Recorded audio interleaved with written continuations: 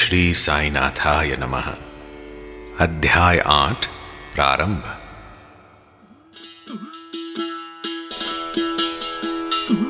मानव जन्म अमूल है, सुनिए साई वचन। कैसे भिक्षा मांगते और कैसे करते शयन।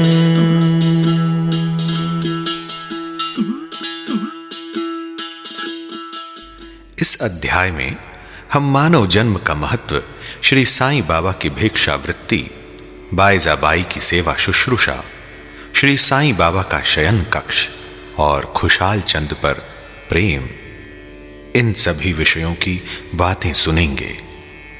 जैसा कि गत अध्याय में कहा गया है, अब श्री हेमाड़ पंत मानव जन्म की महत्ता को विस्तृत रूप से समझाते हैं। श्री साईं बाबा किस प्रकार भिक्षा उपार्जन करते थे, बायजा बाई उनकी किस प्रकार सेवा शुश्रूषा करती थीं, वे मस्जिद में तात्या कोते और महालसा पति के साथ किस प्रकार शयन करते तथा खुशहाल चंद पर उनका कैसा स्नेह था, इसका आगे वर्णन किया जाएगा।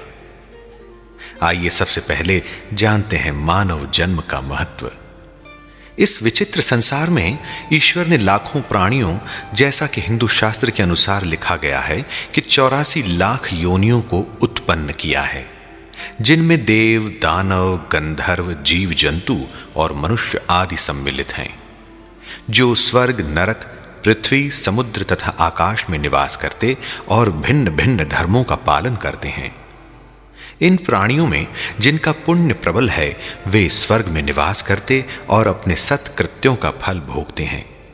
पुण्य के क्षीण होते ही वे फिर निम्न स्तर में आ जाते हैं और वे प्राणी जिन्होंने पाप या दुष्कर्म किए हैं, नरक को जाते हैं और अपने कुकर्मों का फल भोगते हैं।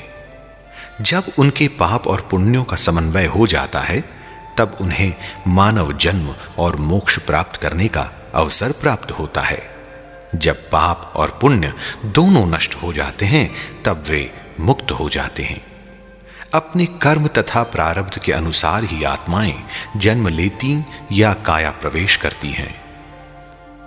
अब देखें कि मनुष्य शरीर कितना अनमोल है। यह सत्य है कि समस्त प्राणियों में 4 बातें एक समान हैं: आहार, निद्रा, भय और मैथुन।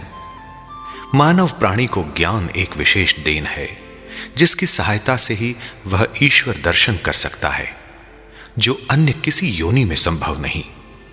यही कारण है कि देवता भी मानव योनि से ईर्ष्या करते हैं तथा पृथ्वी पर मानव जन्म धारण करने हेतु सदैव लालायित रहते हैं, जिससे उन्हें अंत में मुक्ति प्राप्त हो।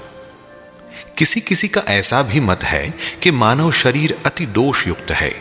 यह कृमि, मज्जा और कफ से परिपूर्ण, क्षणभंगुर, रोगग्रस्त तथा नश्वर है। इसमें कोई संदेह नहीं कि यह कथन अंशतः सत्य है, परंतु इतना दोषपूर्ण होते हुए भी मानव शरीर का मूल्य अधिक है, क्योंकि ज्ञान की प्राप्ति केवल इस योनि में संभव है। मानव शरीर प्राप्त होने पर ही तो ज्ञात होता है कि यह शरीर नश्वर और विश्व परिवर्तनशील है, और इस प्रकार धारणा कर इंद्रियजन्य विषयों को तिलांजलि देकर तथा सत असत का विवेक कर ईश्वर साक्षात्कार किया जा सकता है। इसलिए यदि हम शरीर को तुच्छ और अपवित्र समझकर उसकी उपेक्षा करें, तो हम ईश्वर दर्शन के अवसर से वंचित रह जाएंगे। यदि हम उसे मूल्यवान समझकर उसका मोह करेंगे, तो हम इंद्रिय सुखों की ओर प्रवृत्त हो जाएंगे और तब हमारा पतन भी सुनिश्चित ही है। उचित मार्ग जिसका अवलंबन करना चाहिए, यह है कि न तो देह की उपेक्षा करो, उसमें आसक्ति रखो। केवल इतना ही ध्यान रहे कि किसी घुड़सवार का अपनी यात्रा में अपने घोड़े पर तब तक ही मोह रहता है जब तक वह अपने निर्दिष्ट स्थान पर पहुंचकर लौट न आए। इसलिए ईश्वर दर्शन या आत्म साक्षात्कार के निमित्त शरीर को सदा ही लगाए रखना चाहिए, जो जीवन का मुख्य ध्येय है। ऐसा कहा जाता है कि अनेक प्राणियों की उत्पत्ति करने के पश्चात भी ईश्वर को संतोष नहीं हुआ। कारण यह है कि कोई भी प्राणी उसकी अलौकिक रचना और सृष्टि को समझने में समर्थ न हो सका, और इसी कारण उसने एक विशेष प्राणी अर्थात मानव जाति की उत्पत्ति की और उसे ज्ञान की विशेष सुविधा प्रदान की। जब ईश्वर ने देखा कि मानव उसकी लीला, अद्भुत रचनाओं तथा ज्ञान को समझने के योग्य है, तब उन्हें अति हर्ष व संतोष हुआ। भागवत स्कंध 11:9-28 के अनुसार इसलिए मानव जन्म प्राप्त होना बड़े सौभाग्य का सूचक है। उच्च ब्राह्मण कुल में जन्म लेना तो परम सौभाग्य का लक्षण है, परंतु श्री साईं चरणाम्बुजों में प्रीति और उनकी शरणागति प्राप्त होना इन सभी में अति श्रेष्ठ है। अब ये देखें कि मानव को क्या प्रयत्न करने चाहिए। इस संसार में मानव जन्म अति दुर्लभ है। हर मनुष्य की मृत्यु तो निश्चित ही है और वह किसी भी क्षण उसका आलिंगन कर सकती है। ऐसी ही धारणा कर हमें अपने ध्येय की प्राप्ति में सदैव तत्पर रहना चाहिए। जिस प्रकार खोए हुए राजकुमार की खोज में राजा प्रत्येक संभव उपाय प्रयोग में लाता है, इसी प्रकार किंचित मात्र भी विलंब न कर हमें अपने अभिष्ट की सिद्धि के हेतु शीघ्रता करनी ही सर्वथा उचित है। अतः पूर्ण लगन और उत्सुकता पूर्वक अपने ध्येय, आलस्य और निद्रा को त्याग कर हमें ईश्वर का सर्वदा ध्यान रखना चाहिए, और यदि हम ऐसा न कर सकें तो हमें पशुओं के स्तर पर ही अपने को समझना पड़ेगा। अब ये देखें कि कैसे प्रवृत्त होना। अधिक सफलतापूर्वक और साक्षात्कार को सुलभ प्राप्त करने का एकमात्र उपाय है किसी योग्य संत या सद्गुरु के चरणों की शीतल छाया में आश्रय लेना, जिसे कि ईश्वर साक्षात्कार हो चुका हो। जो लाभ धार्मिक व्याख्यानों के श्रवण करने और धार्मिक ग्रंथों के अध्ययन करने से प्राप्त नहीं हो सकता, वह इन उच्च आत्मज्ञानियों की संगति से सहज ही प्राप्त हो जाता है। जो प्रकाश हमें सूर्य से प्राप्त होता है, वैसा विश्व के समस्त तारे भी मिल जाएं तो नहीं दे सकते।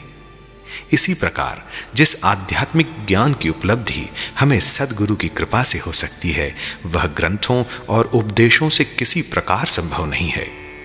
उनकी प्रत्येक गतिविधि, मृदु भाषण, गुह्य उपदेश, क्षमाशीलता, स्थिरता, वैराग्य, दान और परोपकारिता, मानव शरीर का नियंत्रण, अहंकार शून्यता आदि गुण जिस प्रकार भी वे इस पवित्र मंगल विभूति द्वारा व्यवहार में आते हैं, सत्संग द्वारा भक्त लोगों को उसके प्रत्यक्ष दर्शन होते हैं। इससे मस्तिष्क की जागृति तथा उत्तरोत्तर आध्यात्मिक उन्नति होती है। श्री साईं बाबा इसी प्रकार के एक संत या सद्गुरु थे। यद्यपि वे बाह्य रूप से एक फकीर का अभिनय करते थे, परंतु वे सदैव आत्मलीन रहते थे। वे समस्त प्राणियों से प्रेम करते और उनमें भगवत दर्शन का अनुभव करते थे। सुखों का उनको कोई आकर्षण न था और न वे आपत्तियों से विचलित होते थे। उनके लिए अमीर और फकीर दोनों ही एक समान थे। जिनकी केवल कृपा से भिखारी भी राजा बन सकता था, वे शिरडी में द्वार द्वार घूमकर भिक्षा उपार्जन किया करते थे। यह कार्य वे इस प्रकार करते थे। आइए अब देखते हैं कि बाबा की भिक्षा वृत्ति कैसी थी। शिरडी वासियों के भाग्य की कौन कल्पना कर सकता है कि जिनके द्वार पर ब्रह्म भिक्षुक के रूप में खड़े रहकर पुकार करते थे, ओ माई, एक रोटी का टुकड़ा मिले, और उसे प्राप्त करने के लिए अपना हाथ फैलाते थे। एक हाथ में वे सदा टमरेल लिए रहते तथा दूसरे में एक झोली। कुछ घरों में तो वे प्रतिदिन ही जाते और किसी किसी के द्वार पर केवल फेरी ही लगाते थे।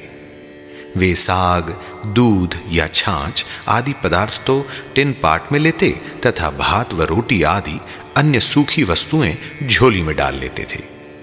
बाबा की जिह्वा को कोई स्वाद रुचि न थी, क्योंकि उन्होंने उसे अपने वश में कर लिया था। इसलिए वे भिन्न भिन्न वस्तुओं के स्वाद की चिंता क्यों करते। जो कुछ भी भिक्षा में उन्हें मिल जाता, उसे ही वे मिश्रित कर संतोषपूर्वक ग्रहण करते थे। अमुक पदार्थ स्वादिष्ट हैं या नहीं, बाबा ने इस ओर कभी ध्यान ही नहीं दिया, मानो उनकी जिह्वा में स्वाद बोध ही न हो। वे केवल मध्याह्न तक ही भिक्षा उपार्जन करते थे और ये कार्य बहुत अनियमित था। किसी दिन तो वे छोटी सी फेरी ही लगाते तथा किसी दिन 12 बजे तक। वे एकत्रित भोजन एक कुंडी में डाल देते, जहां कुत्ते, बिल्लियां, कौवे आदि स्वतंत्रता पूर्वक भोजन करते थे। बाबा ने उन्हें कभी नहीं भगाया।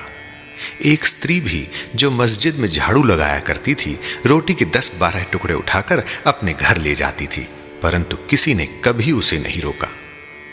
जिन्होंने स्वप्न में भी बिल्लियों और कुत्तों को कभी दुत्कार कर नहीं भगाया, वे भला निस्सहाय गरीबों को रोटी के कुछ टुकड़ों को उठाने से क्यों कर रोकते? ऐसे महान पुरुष का जीवन धन्य है। शिरडी वासी तो पहले पहल उन्हें केवल एक पागल ही समझते थे और वे शिरडी में इसी नाम से विख्यात भी हो गए थे। जो भिक्षा के कुछ टुकड़ों पर निर्वाह करता हो, भला उसका कोई आदर कैसे करता? परंतु ये तो उदार हृदय त्यागी और धर्मात्मा थे। यद्यपि वे बाहर से चंचल और अशांत प्रतीत होते थे, परंतु अंतःकरण से दृढ़ और गंभीर थे। उनका मार्ग गहन तथा गूढ़ था। फिर भी ग्राम में कुछ ऐसे श्रद्धावान और सौभाग्यशाली व्यक्ति थे जिन्होंने उन्हें पहचान कर एक महान पुरुष माना। ऐसी ही एक घटना नीचे दी जाती है। बाईजाबाई की सेवा। तात्या कोते की माता, जिनका नाम बाईजाबाई था, दोपहर के समय एक टोकरी में रोटी और भाजी लेकर जंगल को जाया करती थी। वे जंगल में कोसों दूर जाती और बाबा को ढूंढकर उनके चरण पकड़ती थीं। बाबा तो शांत और ध्यान मग्न बैठे रहते थे। वे एक पत्तल बिछाकर उस पर सब प्रकार के व्यंजन आदि जैसे रोटी, साग आदि परोसती और बाबा से भोजन कर लेने के लिए आग्रह करती। उनकी सेवा तथा श्रद्धा की रीति बड़ी ही विलक्षण थी। प्रतिदिन दोपहर को जंगल में बाबा को ढूंढना और भोजन के लिए आग्रह करना। उनकी इस सेवा और उपासना की स्मृति बाबा को अपने अंतिम क्षणों तक बनी रही। उनकी सेवा का ध्यान कर बाबा ने उनके पुत्र को बहुत लाभ पहुंचाया। मां और बेटे दोनों की ही फकीर पर दृढ़ निष्ठा थी। उन्होंने बाबा को सदैव ईश्वर के समान ही पूजा। बाबा उनसे कभी कभी कहा करते थे, फकीरी ही सच्ची अमीरी है, उसका कोई अंत नहीं। जिसे अमीरी के नाम से पुकारा जाता है, वह शीघ्र ही लुप्त हो जाने वाली है। कुछ वर्षों के बाद बाबा ने जंगल में विचरना त्याग दिया। वे गांव में ही रहने और मस्जिद में ही भोजन करने लगे। इस कारण बाईजाबाई को उन्हें जंगल में ढूंढने के कष्ट से छुटकारा मिल गया। आइए अब हम तीनों का शयन कक्ष देखें। वे संत पुरुष धन्य हैं जिनके हृदय में भगवान वासुदेव सदैव वास करते हैं। वे भक्त भी भाग्यशाली हैं जिन्हें उनका सानिध्य प्राप्त होता है। ऐसे ही दो भाग्यशाली भक्त थे, एक तात्या कोते पाटिल और दूसरे भगत महालसापति। दोनों ने बाबा के सानिध्य का सदैव पूर्ण लाभ उठाया। बाबा दोनों पर एक समान प्रेम रखते थे। ये तीनों महानुभाव मस्जिद में अपने सिर पूर्व, पश्चिम तथा उत्तर की ओर करते और केंद्र में एक दूसरे के पैर से पैर मिलाकर शयन किया करते थे। बिस्तर में लेटे लेटे ही वे आधी रात तक प्रेम पूर्वक वार्तालाप और इधर उधर की चर्चाएं किया करते थे। यदि किसी को भी निद्रा आने लगती तो दूसरा उसे जगा देता था। यदि तात्या खर्राटे लेने लगते तो बाबा शीघ्र ही उठकर उसे हिलाते और सिर पकड़कर जोर से दबाते थे। और यदि कहीं वो मालसापति हुए तो उन्हें भी अपनी ओर खींचते और पैरों पर धक्का देकर पीठ थपथपाते थे। इस प्रकार तात्या ने 14 वर्षों तक अपने माता पिता को गृह पर ही छोड़कर बाबा के प्रेमवश मस्जिद में निवास किया। आहा, कैसे सुहाने दिन थे वे! उनकी क्या कभी विस्मृति हो सकती है? उस प्रेम का क्या कहना! बाबा की कृपा का मूल्य कैसे आंका जा सकता था। पिता की मृत्यु होने के पश्चात तात्या पर घर बार की जिम्मेदारी आ पड़ी, इसलिए वे अपने घर जाकर रहने लगे। अब आइए हम राहता निवासी खुशाल चंद की कहानी सुने। शिरडी के गणपत तात्या कोते को बाबा बहुत ही चाहते थे। वे राहता के मारवाड़ी सेठ श्री चंद्रभान को भी बहुत प्यार करते थे। सेठ जी का देहांत होने के उपरांत बाबा उसके भतीजे खुशाल चंद को भी अधिक प्रेम करते थे। वे उनके कल्याण की दिन रात फिक्र किया करते थे। कभी बैलगाड़ी में तो कभी तांगे में वे अपने अंतरंग मित्रों के साथ राहता को जाया करते थे। ग्रामवासी बाबा के गांव के फाटक पर आते ही उनका अपूर्व स्वागत करते और उन्हें प्रणाम कर बड़ी धूमधाम से गांव में ले जाते थे। खुशाल चंद बाबा को अपने घर ले जाते और कोमल आसन पर बिठाकर उत्तम सुस्वादु भोजन कराते और आनंद तथा प्रसन्न चित्त से कुछ देर तक वार्तालाप किया करते थे। फिर बाबा सबको आनंदित कर और आशीर्वाद देकर शिरडी वापस लौट आते थे। एक ओर राहता और दूसरी ओर नीम गांव, जो कि दक्षिण और उत्तर में है। इन दोनों ग्रामों के मध्य में शिरडी स्थित है। बाबा अपने जीवन काल में कभी भी इन सीमाओं के पार नहीं गए। उन्होंने कभी रेलगाड़ी तक नहीं देखी और न कभी उसमें प्रवास ही किया, परंतु फिर भी उन्हें सब गाड़ियों के आवागमन का समय ठीक ठीक ज्ञात रहता था। जो भक्तगण बाबा से लौटने की अनुमति मांगते और आदेशानुकूल चलते, वे कुशल पूर्वक घर पहुंच जाते थे, परंतु इसके विपरीत जो अवज्ञा करते, उन्हें दुर्भाग्य व दुर्घटनाओं का सामना करना पड़ता था। इस विषय से संबंधित घटनाओं और अन्य विषयों का अगले अध्याय में विस्तार पूर्वक वर्णन किया जाएगा। एक विशेष बात आपको बतानी है। इस अध्याय के नीचे दी हुई टिप्पणी बाबा के खुशाल चंद पर प्रेम के संबंध में है। किस प्रकार उन्होंने काका साहेब दीक्षित को राहता जाकर खुशाल चंद को लिवा लाने को कहा और उसी दोपहर को खुशाल चंद से स्वप्न में शिरडी आने को कहा, इसका उल्लेख यहां नहीं किया गया है, क्योंकि इसका वर्णन इस सच्चरित्र के 30वें अध्याय में किया जाएगा। श्री सद्गुरु साईनाथार्पणमस्तु। शुभम भवतु। साई नारायण नारायण हरि हरि। ओम श्री साईनाथाय नमः।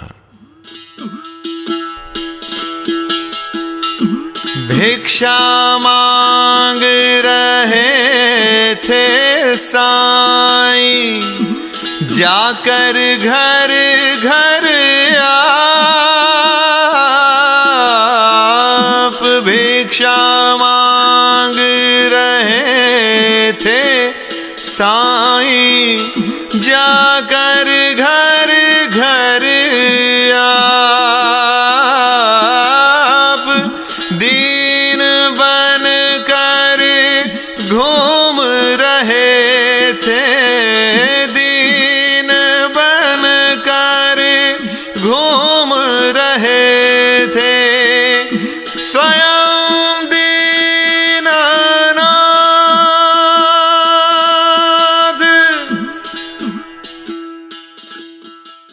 अध्याय 8 संपूर्णम।